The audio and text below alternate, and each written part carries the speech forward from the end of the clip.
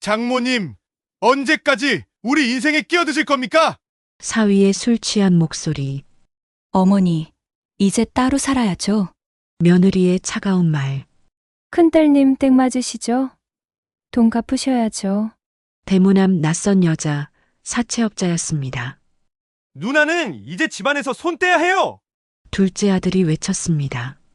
엄마, 나도 버림받은 여자야. 큰딸이 울부짖었습니다. 그 순간 저는 깨달았습니다. 평생 지켜온 가족이라는 울타리가 무너지고 있다는 걸. 남편이 세상을 떠난 지 12년이 지났습니다. 그날 이후로 저는 단 하루도 편히 잠들지 못했습니다. 새벽마다 눈을 뜨면 텅 빈 옆자리가 차갑게 식어 있었고 저는 그 빈자리를 어루만지며 중얼거렸습니다. 여보, 당신이 있었으면 이러진 않았을 텐데. 하지만 세상은 제 슬픔 따위 기다려주지 않았습니다.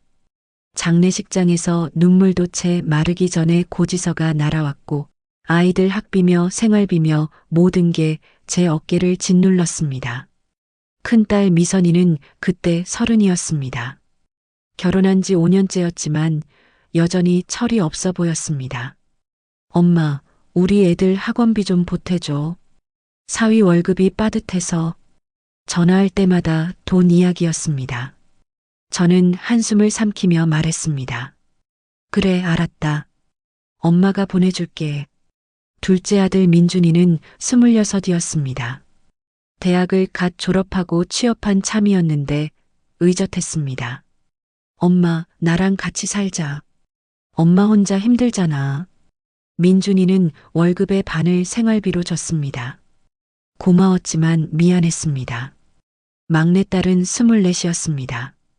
대학 4학년이었는데 그애 급하게 결혼을 했습니다. 뱃속에 아이가 있었기 때문입니다. 저는 반대했습니다. 너 아직 어린데 결혼을 왜 이렇게 급하게 하니? 하지만 막내는 고집이 셌습니다. 엄마, 나 사랑해. 얘랑 결혼할 거야. 결국 소박한 결혼식을 올렸습니다. 신랑 집도 형편이 어려웠습니다. 남편이 떠난 뒤로 집안은 조용했습니다. 아니, 조용한 게 아니라 삭막했습니다. 밥상을 차려놔도 다 같이 모여 먹는 날이 없었습니다. 큰딸은 제 집이 있었고 막내도 시댁 근처로 이사 갔습니다. 민준이만 저와 함께 살았는데 민준이도 야근이 잦아 얼굴 보기가 어려웠습니다. 저는 넓은 집에서 혼자 TV를 켜놓고 멍하니 앉아 있는 날이 많았습니다. 어느 날 저녁 민준이가 말했습니다. 엄마, 나 여자친구 생겼어. 저는 기뻤습니다. 그래, 좋은 사람이야? 응, 내년쯤 결혼하려고. 민준이가 웃으며 말했습니다. 저는 진심으로 축하했습니다. 하지만 동시에 두려웠습니다. 민준이마저 떠나면 저는 정말 혼자가 될 거였습니다. 어느 봄날 아침이었습니다. 저는 마당에서 빨래를 널고 있었습니다. 날씨가 화창했습니다. 햇살이 따사로웠고 새들이 지저귀었습니다. 저는 이불을 탁탁 털며 생각했습니다. 오늘은 이불 빨래하기 딱 좋은 날이네. 그때 현관 초인종이 울렸습니다. 저는 손을 닦고 현관문을 열었습니다. 낯선 남자가 서 있었습니다. 양복을 입고 서류 가방을 든 사람이었습니다. 김미선 씨 댁 맞으십니까? 남자가 물었습니다. 김미선은 제 큰딸 이름이었습니다. 네, 그런데요. 저는 의아했습니다. 고객님 댁이 경매로 넘어갑니다. 이 서류 좀 확인해 주세요. 남자가 서류 뭉치를 제 앞에 내밀었습니다. 저는 눈앞이 캄캄했습니다. 경매요? 그게 무슨 말씀이세요? 카드 빚이 체납되어서 집이 경매로 넘어간다는 겁니다. 몇 년째 최저 납입금만 내셨더군요. 저는 그날로 큰딸 집으로 달려갔습니다. 딸의 집은 아파트 30평이었습니다. 좋은 동네에 있는 깨끗한 아파트였습니다. 초인종을 눌렀습니다. 큰딸이 문을 열었습니다. 엄마, 왜 갑자기? 딸이 당황하며 물었습니다. 저는 안으로 들어갔습니다. 그리고 경악했습니다. 거실 한쪽 벽에 택배 상자가 산더미처럼 쌓여 있었습니다. 아직 뜯지도 않은 상자들이 수십 개였습니다. 미선아, 이게 다 뭐니? 저는 떨리는 목소리로 물었습니다. 그냥 이것저것 싼 거야. 딸이 시선을 피했습니다. 이것저것? 이게 얼마인데? 저는 목소리를 높였습니다. 엄마, 나도 살고 싶은 대로 살 권리가 있잖아. 딸이 화를 냈습니다. 권리? 빚 갚을 돈도 없으면서? 저는 딸을 붙잡았습니다. 경매 통지서 받은 거 진짜야? 딸이 고개를 떨궜습니다. 미안해, 엄마. 딸의 목소리가 잠겼습니다. 카드를 좀 많이 썼어. 처음엔 조금만 쓰려고 했는데. 얼마야? 빚이 도대체 얼만데? 저는 소리쳤습니다. 5천만 원 좀 넘어. 딸이 작은 목소리로 말했습니다. 저는 그 자리에 주저앉았습니다. 5천만 원. 제가 평생 모은 돈도 그만큼이 안 됐습니다. 사위가 퇴근했습니다. 사위는 저를 보자마자 인상을 찌푸렸습니다. 또 돈 문제예요? 사위가 차갑게 물었습니다. 자네가 좀 말려야지. 어떻게 아내가 이렇게 될 때까지 모를 수가 있어. 저는 사위를 향해 소리쳤습니다. 저도 몰랐어요. 카드는 미선이가 관리하니까. 사위도 소리를 질렀습니다. 결국 저는 퇴직금을 털었습니다. 남편이 남긴 작은 유산과 제가 근근히 모은 돈까지 다 합쳐서 5천만 원을 만들었습니다. 딸의 집을 지키기 위해서였습니다. 미선아, 이게 마지막이야. 딸이 울며 고개를 끄덕였습니다. 민준이가 결혼했습니다. 수진이라는 여자와 결혼했습니다. 수진이는 착했습니다. 예의 바르고 조용했습니다. 처음엔 저도 며느리가 마음에 들었습니다. 어머니, 제가 집안일 도와드릴게요. 수진이가 웃으며 말했습니다. 저는 고마웠습니다. 드디어 집에 사람 사는 냄새가 났습니다. 하지만 문제는 금방 터졌습니다. 신혼 3개월째 되던 날이었습니다. 큰딸이 또 전화를 했습니다. 엄마, 애들 학원비 좀 보내줘. 저는 망설였습니다. 통장 잔고가 얼마 남지 않았습니다. 미선아, 엄마가 지금 돈이 없어서. 엄마, 제발 좀. 이번 달만 도와줘. 다음 달엔 남편이 보너스 받는데. 저는 결국 수진이 몰래 100만 원을 보냈습니다. 그날 저녁 수진이가 통장을 정리하다가 알아버렸습니다. 어머니, 이거 큰언니한테 보낸 거예요? 수진이가 통장을 들고 물었습니다. 응, 미안해. 애들 학원비가 급하다길래. 저는 변명했습니다. 어머니, 우리도 애 가지려면 돈이 필요한데요. 왜 자꾸 큰언니만 도와주세요? 수진이가 처음으로 목소리를 높였습니다.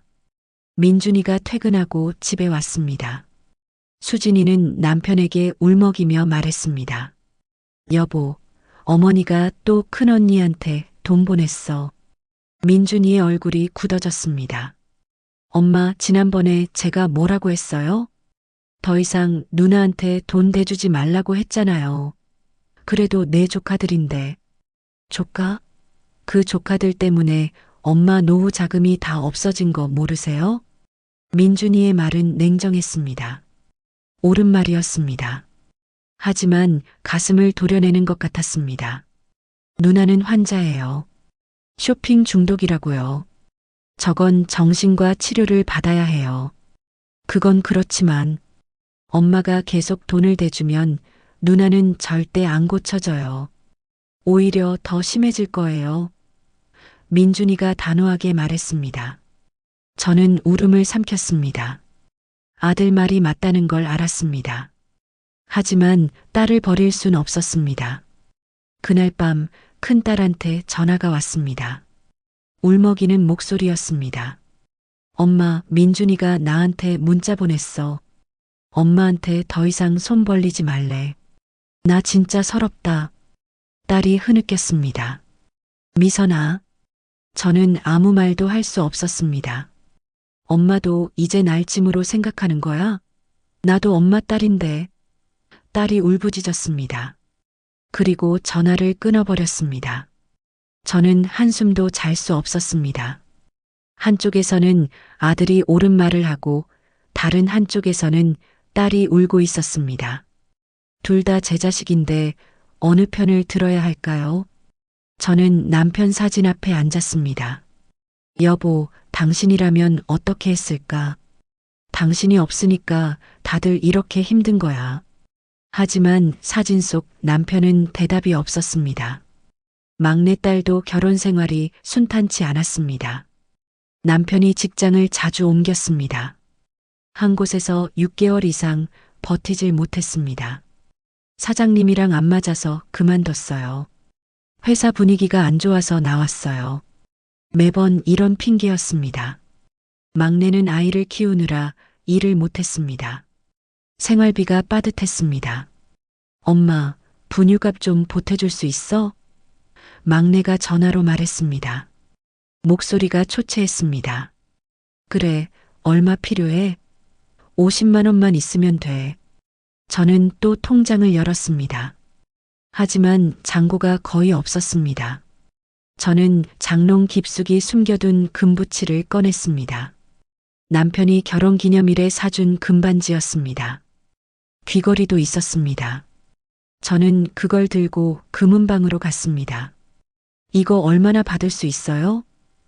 저는 금부치를 내밀었습니다. 주인 아주머니가 저울에 달았습니다. 70만 원 드릴게요. 네, 그럼 그걸로 주세요. 저는 돈을 받아 막내에게 전달했습니다. 막내가 울먹였습니다. 엄마, 고마워. 나 진짜 막막했어. 괜찮아. 엄마가 있잖아. 저는 딸을 안아주었습니다. 하지만 그 장면을 민준이가 봤습니다. 민준이가 퇴근길에 우연히 금은방 앞을 지나가다 저를 본 겁니다. 그날 저녁 민준이가 폭발했습니다. 엄마, 금까지 팔아서 돈 줬어요? 응. 막내가 급하다길래. 그게 아빠가 사준 반지잖아요. 그것까지 팔아야 해요? 민준이가 소리쳤습니다. 내 물건인데 내가 팔면 안 돼? 저도 목소리를 높였습니다. 엄마는 왜 맨날 누나들만 감싸요? 나는 월급 반을 생활비로 드리는데 누나들은 뭘 하는데요? 민준이가 울분을 터뜨렸습니다. 수진이도 거들었습니다. 어머니, 이젠 정말 선을 그어야 해요. 이러다 어머니 노후 자금이 하나도 안 남아요. 그날 밤 막내한테 전화가 왔습니다. 엄마, 오빠가 나한테 문자 보냈어. 엄마한테 더 이상 손 벌리지 말래. 언니는 카드 빚이나 지고 나는 기본적인 생활비도 못 벌고 그래서 다들 나만 욕한대. 막내가 흐느꼈습니다. 현아야, 나도 악착같이 사는데 남편이 일 못하는 것도 내 잘못이야? 막내가 울부짖었습니다. 저는 가슴이 찢어지는 것 같았습니다. 세 자식이 모두 고통받고 있었습니다. 큰딸은 쇼핑 중독으로, 막내는 생활고로, 아들은 가족들 사이에서 악역이 되어서, 그리고 그 모든 중심에 저 있었습니다. 저 하나만 없으면 모든 게 해결될까요? 저는 그런 생각까지 했습니다. 하지만 제가 사라지면 정말로 이 가족이 유지될 수 있을까요? 며칠 뒤 더 끔찍한 일이 벌어졌습니다. 어느 토요일 저녁이었습니다. 저는 저녁 준비를 하고 있었습니다. 민준이 부부와 함께 식사하기로 했습니다. 오랜만에 가족끼리 밥을 먹는 날이었습니다. 저는 정성껏 음식을 준비했습니다. 민준이가 좋아하는 갈비찜을 끓였고 수진이가 좋아하는 나물도 무쳤습니다. 저녁 6시쯤 현관 초인종이 울렸습니다. 민준이가 왔을 거라 생각하고 문을 열었습니다. 그런데 큰 사위였습니다. 술 냄새가 진동했습니다. 얼굴이 벌겋게 달아올라 있었고 눈은 충혈되어 있었습니다. 장모님, 사위가 비틀거리며 말했습니다. 어머, 왜 이렇게 술을? 저는 놀라서 사위를 부축했습니다. 장모님, 언제까지 우리 인생에 끼어드실 겁니까? 사위가 갑자기 소리쳤습니다. 저는 깜짝 놀라 뒤로 물러났습니다. 무슨 소리야? 미선이가 매일 장모님 눈치만 봐요. 장모님이 돈 안 주면 어떡하나, 장모님이 화내면 어떡하나. 사위가 고함을 질렀습니다. 그건 내가 시켜서 그런 게 아니잖아. 그렇게 걱정되면 왜 애초에 돈을 빌려줬어요? 왜 우리 빚을 대신 갚아줬어요? 사위의 말에 저는 할 말을 잃었습니다. 그럼 손주들이 길거리에 나앉는 걸 지켜보란 말이야? 그건 제 책임이죠. 장모님이 나설 일이 아니에요. 사위가 소리쳤습니다. 난 너희들 걱정돼서. 걱정? 간섭 아니고요? 사위가 비웃었습니다. 그때 민준이가 도착했습니다. 민준이가 사위를 밀쳤습니다. 매영, 정신 차려요. 우리 엄마한테 뭐 하는 거예요? 민준아, 너도 마찬가지야. 사위가 민준이를 향해 소리쳤습니다. 너도 우리 집에 이래라 저래라 하잖아. 누나한테 돈 주지 말라고 문자 보내고. 민준이의 얼굴이 굳어졌습니다. 그건 엄마를 위해서 한 말이에요. 위해서? 웃기지 마. 너네 엄마 재산 독차지하려고 그러는 거 아니야? 저는 귀를 의심했습니다. 재산? 제게 무슨 재산이 있다고. 남편이 남긴 이 낡은 집 말고는 아무것도 없었습니다. 매영, 지금 무슨 소리를 하는 거예요? 민준이가 분노했습니다. 사실이잖아. 너희 부부가 장모님이랑 같이 살면서 나중에 집 다 받으려고 하는 거. 사위가 악을 썼습니다. 수진이도 나섰습니다. 아주버님, 너무하시네요. 우리가 언제 그런 생각을 했어요. 그럼 왜 매번 우리 집안일에 끼어들어요? 사위가 반문했습니다. 당신네가 돈을 제대로 관리 못하니까 그런 거죠. 수진이가 맞받아쳤습니다. 관리 못하는 게 무슨 상관이에요? 우리 일인데. 우리 시어머니 노후 자금 다 축내면서 무슨 소리예요? 집안이 아수라장이 됐습니다. 저는 그 한가운데 서서 울고만 있었습니다. 그 소동이 있고 나흘 뒤였습니다. 금요일 오후였습니다. 저는 장을 보고 돌아왔습니다. 마트 봉지를 들고 대문을 열려는데 낯선 여자가 대문 앞에 서 있었습니다. 30대 초반으로 보이는 여자였습니다. 짙은 화장을 하고 있었고 명품 가방을 들고 있었습니다. 혹시 김미선 씨 어머니 되세요? 여자가 물었습니다. 네, 그런데요. 저는 경계하며 대답했습니다. 안녕하세요. 저 사채업자예요. 여자가 명함을 내밀었습니다. 저는 손이 떨렸습니다. 사채요? 네, 김미선 씨가 저희한테 돈을 빌렸는데 석 달째 이자도 안 갚으시네요. 여자가 웃으며 말했습니다. 얼마를 빌렸는데요? 저는 떨리는 목소리로 물었습니다. 2,800만 원이요. 이자까지 합치면 3,500만 원 정도 되네요. 저는 눈앞이 캄캄했습니다. 2,800만 원. 제가 5천만 원을 대신 갚아준 게 석 달 전인데 그새 또 이렇게 큰 돈을 빌렸다는 말입니까? 그게 제가 모르는 일인데요. 보증인이 어머니로 되어 있어요. 여기 차용증 보세요. 여자가 서류를 꺼냈습니다. 거기에는 제 이름과 도장이 찍혀 있었습니다. 이건 제가 도장 찍은 적 없어요. 그래도 여기 어머니 이름으로 되어 있잖아요. 금요일까지 갚으셔야 해요. 안 그러면 집이 경매로 넘어갈 수도 있어요. 여자는 그렇게 말하고 가버렸습니다. 저는 마당 바닥에 주저앉았습니다. 장바구니가 쏟아져서 채소들이 바닥에 굴러다녔습니다. 하지만 저는 그걸 주울 생각도 나지 않았습니다. 그저 멍하니 앉아 있었습니다. 하늘이 파랗게 보였습니다. 구름 한 점 없이 맑은 가을 하늘이었습니다. 하지만 제 앞은 캄캄했습니다. 2,800만 원. 그 돈을 어디서 구한단 말입니까? 통장은 이미 텅 비었습니다. 퇴직금도 다 썼습니다. 금부치도 별로 남지 않았습니다. 집밖에 없었습니다. 이 집을 담보로 대출을 받아야 할까요? 하지만 그러면 민준이가 가만히 있지 않을 게 뻔했습니다. 저녁에 민준이가 퇴근했습니다. 저는 그에게 사실을 말했습니다. 엄마, 그게 정말이에요? 민준이의 얼굴이 굳어졌습니다. 응, 오늘 그 사람이 직접 집에 왔어. 미쳤네. 누나 진짜 미쳤어. 민준이가 주먹으로 식탁을 쳤습니다. 쿵소리가 크게 울렸습니다. 엄마가 5천만 원 갚아준 게 석 달 전인데 그 사이에 또 2천만 원을 빌렸다고요? 그런가 봐. 이제 누나는 집안에서 손 떼야 해요. 엄마, 이건 가족이 아니에요. 그래도 내 누나인데. 저는 울먹였습니다. 누나가 아니에요.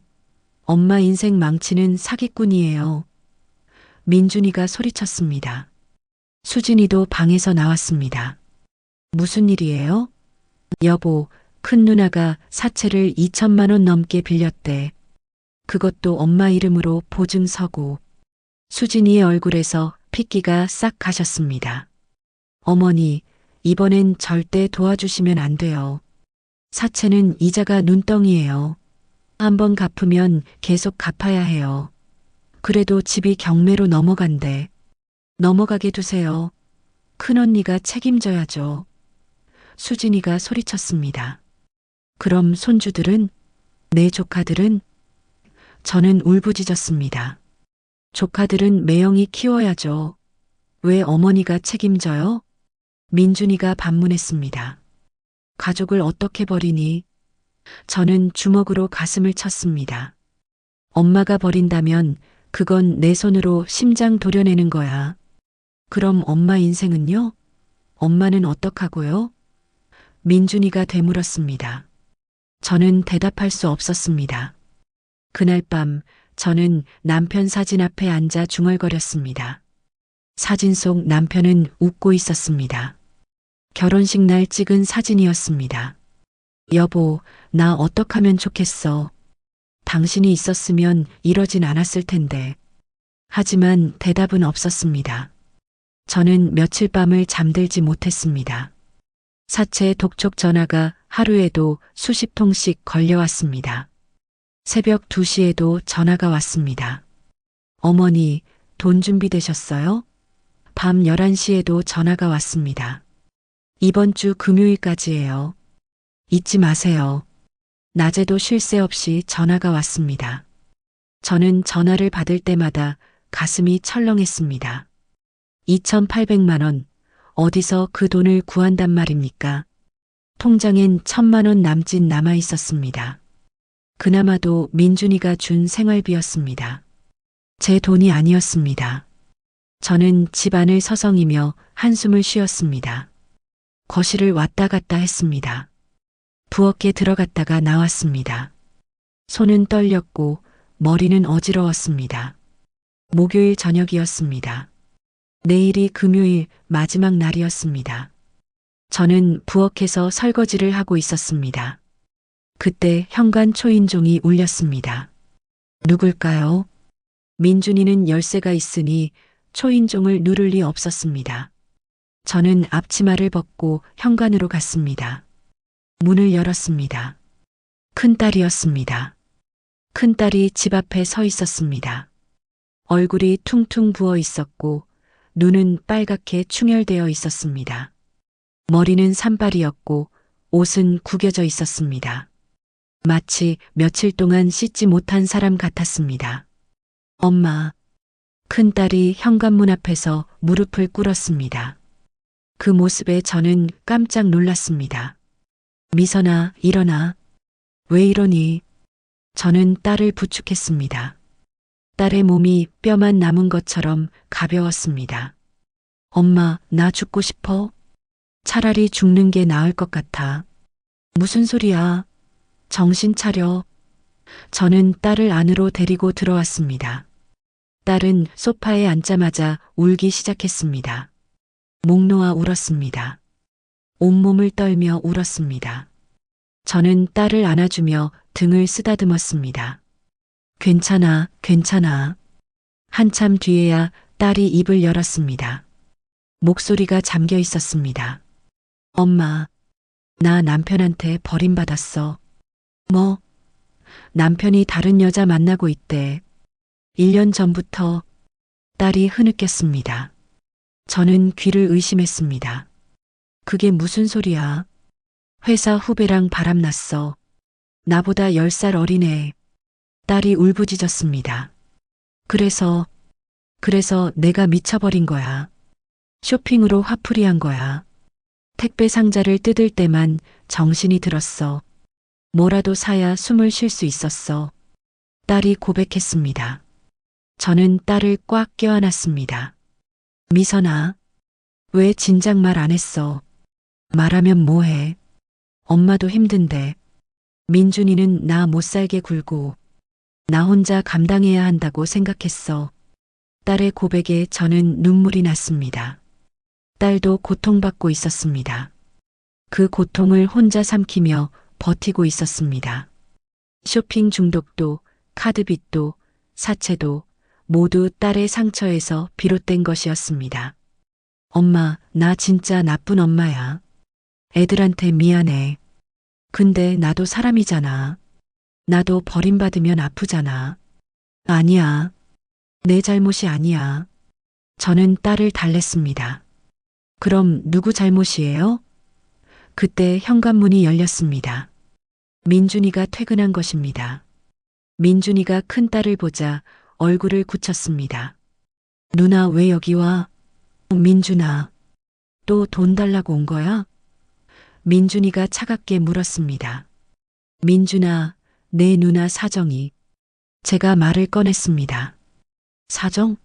무슨 사정이 있어도 엄마 이름으로 사채까지 쓰는 건 말이 안 돼요. 그건 내 매형이 바람을 피워서.